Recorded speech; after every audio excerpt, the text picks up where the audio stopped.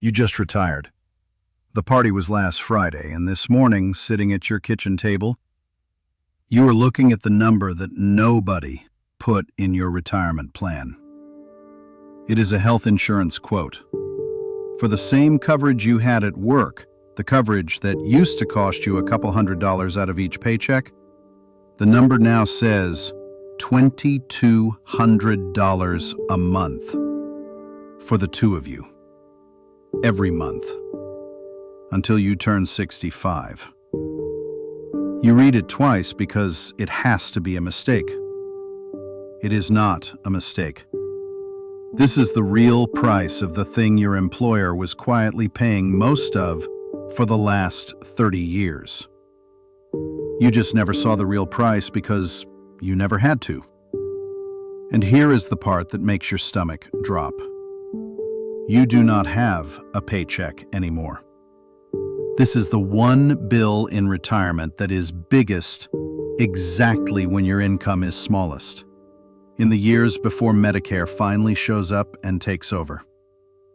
Retire at 60, and that is not a bump. That is 5 straight years of the most expensive health insurance of your life, landing in the leanest income years you will ever have.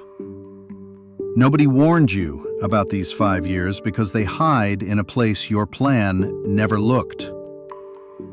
Let me show you exactly where the gap is, why it got worse this year, and the move that shrinks the bill before it ever lands. Start with the thing almost no one tells you, because for 30 years, it was invisible on purpose. When you had a job, your employer was paying most of your health insurance. Not a little, most of it. On a typical company plan, the employer covers somewhere between 74 and 84% of the premium. Your share, the piece that came out of your paycheck, was the small slice left over. So the number you have in your head for what health insurance costs, that couple $100 a month, was never the real number. It was your copay on a bill somebody else was mostly footing. The day you retire, that somebody else walks away. The employer share does not follow you into retirement. It just stops. And the full premium, the whole thing, the part you saw plus the much larger part you never did, becomes yours to pay alone. This is why the quote at the kitchen table feels insane. It is not insane. You are simply seeing the true cost of your coverage for the first time in your working life, with the subsidy that always hid it suddenly gone. Same insurance, the price did not jump. The person paying for most of it left. So let me make the gap itself clean, because the whole trap lives in one date. Medicare starts at 65. Not the day you retire, not the day your last paycheck clears. 65, and not a month sooner for almost everyone. So if you stop working at 60, there is a 5-year stretch where you are too young for Medicare and too retired for an employer plan. In that stretch, you buy your own coverage on the individual market, and the individual market treats a 60-year-old very differently than it treats a 30-year-old. Here is how. Under the rules, an insurer is allowed to charge an older adult up to 3 times what they charge a 21-year-old for the very same plan. 3 to 1. So the closer you get to 65, the more your age alone drives the premium up, right up until the moment Medicare would have rescued you. That is why a full-price benchmark silver plan for a 60-year-old runs $1,000 a month or more per person, and why a couple can stare down a premium north of $2,000 a month for coverage that is nothing fancy. And do not talk yourself into just going without it. I have watched people look at that premium, decide they are healthy enough to roll the dice, and go bare for a few years to save the money. That is the most expensive bet in retirement. One heart scare, one bad fall, one word that starts with C, and the hospital bill for the uninsured runs into the hundreds of thousands, all of it landing on the exact savings you retired on. The premium feels like the risk. Going without is the real one. Now, for years, there was a cushion that softened this. The government offered subsidies, premium tax credits, that capped what many people paid based on their income. If that cushion were still fully in place, a lot of you would be thinking, my income drops in retirement, so I will qualify for help, and the bill will not be this bad. That was a fair assumption. It stopped being true this year. Because at the end of last year, the cushion got a lot thinner, and an old trap came back. Those extra enhanced subsidies, the ones expanded during the pandemic, expired on December 31st, 2025. When they went away, they took a safety rail with them, something people in this niche call the subsidy cliff. And it is exactly as ugly as it sounds. Here is the cliff. Your eligibility for any premium help now cuts off hard at 400% of the federal poverty line. For a couple, that line sits around $82,000 to $87,000 of income. Below it, you may get help. $1 above it, and every bit of that help vanishes at once. Not phases out, vanishes. There is no gentle ramp down. You are either on the subsidy side of the line or you are paying full retail. And the difference between those two worlds can be a single dollar of income. Let me put a face on how brutal that edge is. In 2026, a 60-year-old earning $62,000 pays roughly $6,200 a year for coverage because they still qualify for help. Bump that same person to $64,000, just $2,000 more, over the line, and their premium jumps to about $14,900 a year. $2,000 of extra income triggers nearly $9,000 of extra premium. That is the cliff, and it is waiting for anyone in the gap who does not know the line is there. And this is the year it bites hardest, because roughly 22 million people just lost that enhanced help at once. And older adults not yet on Medicare are the ones it hits the worst. Let me put real numbers on a real couple, because expensive is easy to say and hard to feel until you see it stack up. Meet Ray and Karen. Both just turned 60. Both healthy. They saved well, they have their income planned, and they retire together on the same day, proud of it. What they did not plan for is the coverage gap between now and 65. 5 years, 60 months. They go to the marketplace and find that full price coverage for the two of them runs about $2,000 a month. Call it $24,000 a year, before anything fancy. And their retirement income, between a small pension and some dividends, lands them just over that 400% line, so they get no subsidy.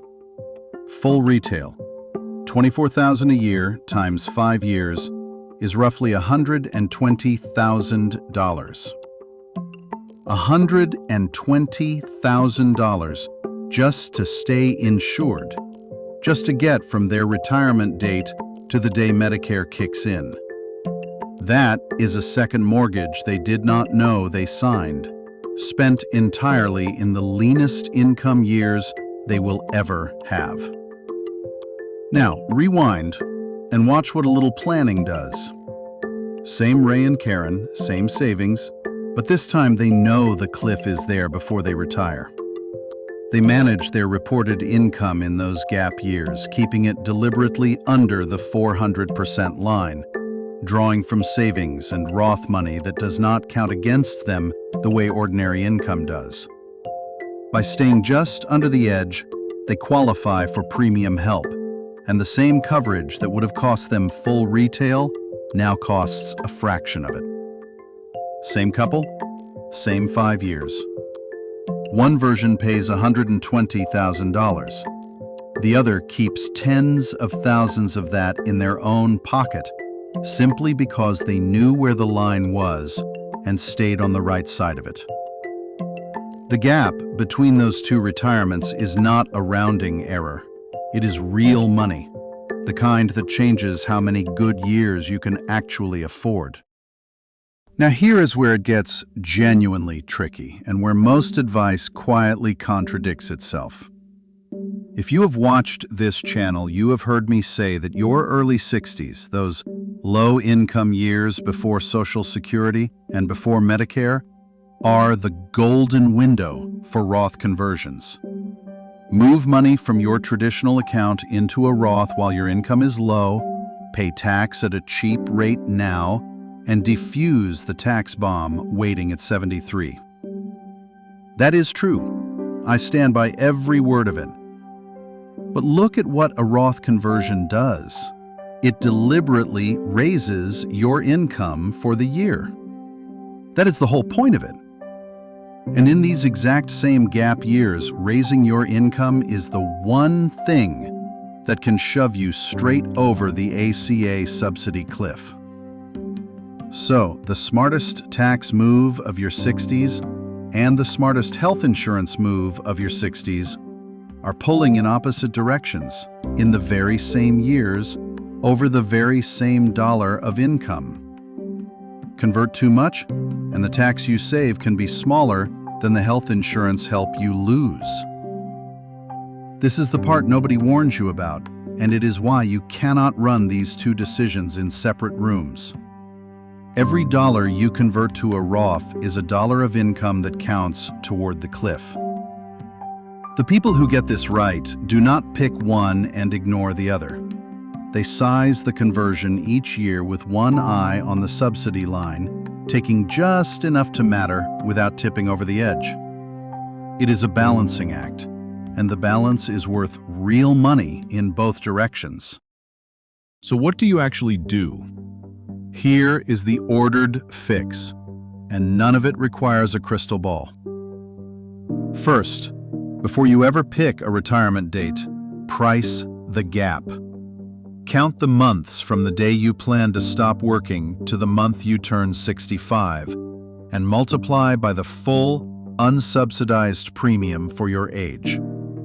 Put that number in your plan as its own line, the way you would a mortgage. Most people never do this, and that missing line is the whole ambush. Second, manage your income in the gap years on purpose. Know where the 400% line falls for your household and decide year by year whether you can keep your reported income under it. Money you pull from savings or from a Roth generally does not count against you the way a pension or a big traditional withdrawal does. Which dollars you spend matters as much as how many. Third, compare all your options, not just the marketplace. Cobra can keep your old employer plan for up to 18 months, though you pay the full freight, often $1,900 to $2,400 a month for a family. A working spouse's plan might cover you. Some people bridge the gap with part-time work that carries benefits, or time their retirement a little closer to 65 on purpose. And if you have a health savings account, this is part of what you saved it for. Know the rule, though. In the gap, your HSA covers the actual medical bills tax-free, the deductibles and the doctor visits and the prescriptions, and it can even pay a Cobra premium tax-free. It cannot pay a regular marketplace premium tax-free before 65, so do not count on that one. But spending HSA money on care instead of pulling it from a taxable account is a quiet win. because it does not add a single dollar to the income that counts against your subsidy. There is no single right answer, only the one that fits your numbers. And know this: your exact figures depend on your state, your income, and your household. And the subsidy rules can change again with Congress, so run your real numbers close to the year you will use them. The trap is not that this is unaffordable. The trap is not seeing it coming. If this cleared up something your retirement plan left in the dark, do me a favor and hit like and subscribe, because I put out these plain English breakdowns of the traps nobody warned you about twice a week. And the next one might be the one that saves you. Here is your one job tonight. Do not solve the whole thing. Just find the gap. Count the months between the day you plan to stop working and the month you turn 65. Multiply that by $1,000 for each person who needs coverage, as a floor, not a ceiling. Whatever number you get, that is the pre-Medicare bill that is almost certainly missing from your plan right now. Write it down. Look at it. Because the couples who get blindsided by these 5 years are not the ones who saw the number and planned for it.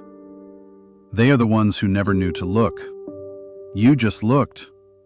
That already puts you ahead of almost everyone walking into that same kitchen, staring at that same quote, wondering how they missed it.